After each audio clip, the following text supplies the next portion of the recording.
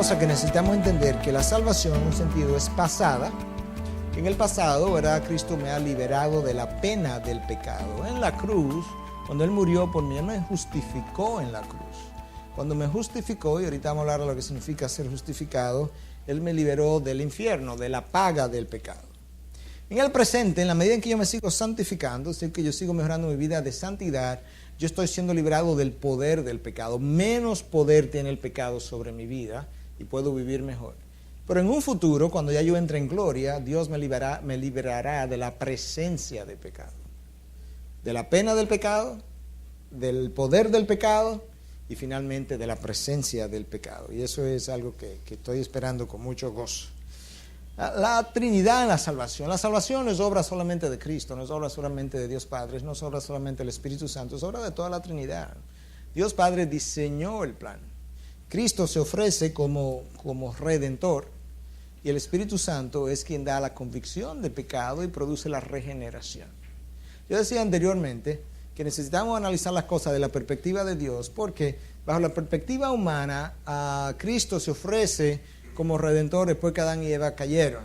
Desde la perspectiva de Dios, Cristo es seleccionado como el redentor desde antes que Dios creara el mundo.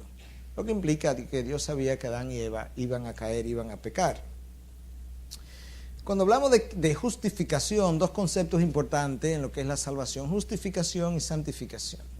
Justificación, esto es como lo define la teología sistemática de Strong, dice: por justificación queremos decir esa acción judicial de Dios en la cual, por cuenta de Cristo, a quien el pecador se une por fe, declara que el pecador ya no está expuesto al castigo de la ley, sino que está restaurado y vuelve a gozar del favor de Dios. En otras palabras, cuando Cristo muere en la cruz, ese es su acto de mi justificación. Cuando yo pongo mi fe en Cristo, entonces por Cristo, que eso es lo que está esta definición diciendo, ahora Dios puede quitarme la pena, la paga del pecado, y ahora yo puedo volverme a Dios y Dios puede volverse a mí y yo he sido justificado. Romanos 5:1 dice: por tanto, habiendo sido justificados por la fe, tenemos paz para con Dios por medio del Señor Jesucristo. Hasta que eso se dé, yo no estoy en paz con Dios. Literalmente la palabra de Dios dice que nosotros, antes de haber recibido a Cristo como Señor y Salvador, somos enemigos de Dios. La palabra es muy clara en términos de cuál es la posición del hombre antes de estar en Cristo, antes de tenerlo como Señor y Salvador, que es enemigo de Dios, que no quiere saber de Dios, para nada, no quiere que le hablen de Dios. Santificación es diferente de justificación. Hablamos de dos tipos de santificación. Posicional, déjame devolver, la palabra santo significa ser apartado. Entonces la santificación posicional es el día que yo recibo a Cristo como Señor y Salvador, Dios me aparta para Él, yo he sido santificado. De ahí que cuando Pablo le escribe a los creyentes en Tesalonicenses, en Efesios, le dice a los santos en tal sitio. No es necesariamente que ellos están viviendo una vida pura, pero ellos son santos en el sentido de que Dios lo ha apartado para Él. La otra santificación de que hablamos, esta palabra que está aquí es en inglés experiential, porque no la tengo en español, pero básicamente es la santificación que yo experimento en la medida en que voy caminando con Cristo y voy mejorando mi vida de santidad, mi vida de obediencia. Como cuando estoy en una escalera, imagínense que el primer peldaño significa mi salvación. Es el día que yo nací de nuevo, peldaño número 1. Ahí estoy justificado ya, ahí estoy salvo. Pero no tengo mucha santificación porque eso ocurrió ayer. Entonces ahora yo comienzo a obedecer a Dios, a obedecer su palabra, y yo comienzo a subir la escalera. Entonces cada peldaño es un peldaño más en mi proceso de santificación, y a eso es que llamamos santificación de experiencia, lo que yo voy experimentando a través de la vida, que en inglés ha sido nombrado como experiential. Y esa santificación es el proceso entonces a través del cual Dios me va transformando poco a poco a la imagen más cerca de la imagen de Jesús. Poco a poco, poco a poco. La palabra de Dios dice lo siguiente, 1 Tesalonicenses 4:3, porque esta es la voluntad de Dios, vuestra santificación. Es decir, que os abstengáis de inmoralidad sexual. Pero Dios ha revelado cuál es su voluntad, vuestra santificación. Cuando a veces alguien nos pregunta, pastor, ¿y cómo yo sé cuál es la voluntad de Dios para mi vida? Lo primero yo tengo que preguntarme es si estoy viviendo en santificación. Porque la voluntad general de Dios para cada uno de los que estamos aquí es santificación. Si yo no conozco eso, difícilmente Dios quiera revelarme la voluntad personal para mi vida, porque yo ni siquiera estoy viviendo conforme a su voluntad general. Vamos a comparar la justificación con la santificación. Entonces, justificación es lo que Dios hace por nosotros. Él nos justificó en Cristo en la cruz. Santificación, por otro lado, es lo que Dios hace en nosotros. La transformación que Dios va efectuando en nosotros. Pero ambas cosas son de Dios, la justificación y la santificación. La justificación es un hecho pasado, Cristo lo hizo en la cruz, ya eso se dio. La santificación es un proceso que está ocurriendo y continuará ocurriendo hasta el último día de mi vida. En la justificación Dios nos declara justo. En otras palabras, cuando Cristo muere en la cruz y Dios me aparta para Él en el día de hoy, si yo soy salvo hoy, Dios me dice, ya yo soy justo. Si me muero, voy para el cielo.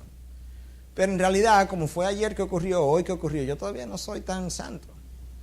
Pero Dios me ha declarado justo. Es como que el juez diga, sí, es verdad que es culpable, pero yo lo voy a dejar ir. Entonces, en ese sentido, Él nos ha justificado. La santificación nos va convirtiendo en justo. En el primer caso me declararon justo. En el segundo caso lo que me están haciendo es cambiándome y transformándome para que llegue a ser justo. La justificación quita la pena por el pecado. La pena que pesaba de ir al infierno, la justificación me la quita. La santificación controla el poder del pecado.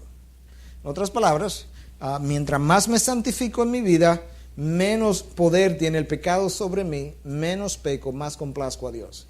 Entonces el pecado va perdiendo poder en mí, aunque nunca se va a ir 100%, pero irá perdiendo poder. Ok, de aquí en adelante comienza la parte jugosa, así que vamos a hablar un poquito de eso. Cuando hablamos de salvación, tenemos que preguntarnos cuáles son las posibilidades de lo que Dios pudo haber hecho. Aquí hay 4, si usted tiene una quinta, todavía no he encontrado una quinta en las veces que he enseñado esto. Si usted tiene una quinta, me la dice al final para agregarla. Pero básicamente, yo creo que Dios pudo haber hecho varias cosas. Por un lado, Dios pudo salvar a todo el mundo. Vamos a preguntar lo siguiente, ¿Dios tiene el derecho de salvar a todo el mundo? ¿Tiene el poder de salvar a todo el mundo? Claro. ¿Eso es lo que Dios ha hecho? Ok, entonces eso no es, porque no lo ha hecho. Los universalistas piensan que Dios va a salvar a todo el mundo. Eso es una herejía, no es aceptado como parte de la fe cristiana. Dios pudo condenar a todo el mundo. Si Dios condena a todo el mundo, ¿fuera eso injusto? Como un grupito lo cree. Pero si Dios hace y condena a todo el mundo, claro que no puede ser injusto. Nada de lo que Dios haga es injusto. Puede ser que a mí no me guste y yo le llame injusto, pero ¿quién soy yo para juzgar a Dios? Pero la pregunta es si Dios ha condenado a todo el mundo. Lo mandó al infierno. ¿Todo el mundo no? Ok, entonces la posición 1 y la posición 2 están eliminadas. Me quedan 2 posiciones que son con las que vamos a trabajar en lo adelante.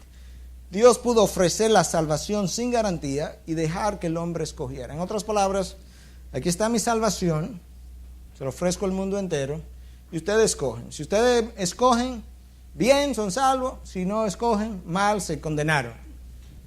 Ok, eso es una posibilidad, ¿sí o no? Ok, la pregunta es si eso fue lo que él hizo. Ok, vámonos por partes. La última posición, la cuarta, es Dios garantizar la salvación. En otras palabras, Dios mirar para abajo y decir, esta gente dice que pueden escogerme, pero no me pueden escoger y yo voy a escoger. La pregunta es si Dios hizo la tercera o la cuarta. Pero es una de esas dos. La pregunta no es, ¿qué cree el pastor que está enseñando? La pregunta es, ¿qué dice la Biblia? Porque esto es lo que tiene validez. Y es posible, a menos que, bueno, la posición más común en el mundo cristiano es la número 3. Que el hombre es quien elige a Dios. Esa es la posición armeniana. La pregunta es si eso es lo que Dios ha revelado. Porque lo que importa es lo que Dios ha revelado. Cuando hablamos de esto, ya los ánimos comienzan con, te ve, pastor, porque... Y de nuevo, relájese, yo no lo voy a acusar, yo no tengo poder de condenarlo. Relájese. Lo que queremos es ver, aunque ustedes estén en desacuerdo conmigo al final, lo que queremos ver es lo que la Biblia dice.